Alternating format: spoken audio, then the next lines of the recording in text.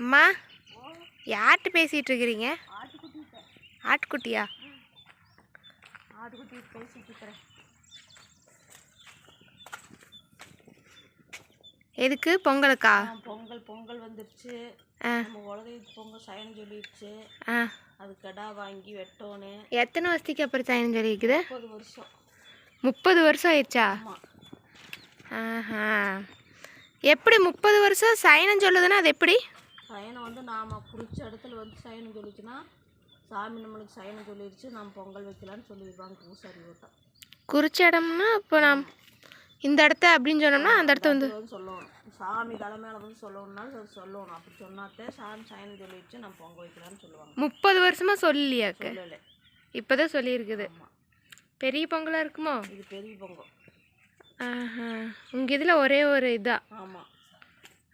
எப்படி ஒரு 1000 பொங்கல் இருக்குமா? வரும். 2 குட்டியா? நம்மளது 2 பொங்கல் 2 கடாய். 2 பொங்கல்னா 2 பொங்கல் வைக்கணும், 2 கடாய். 2 பொங்கல் எதுக்குமா?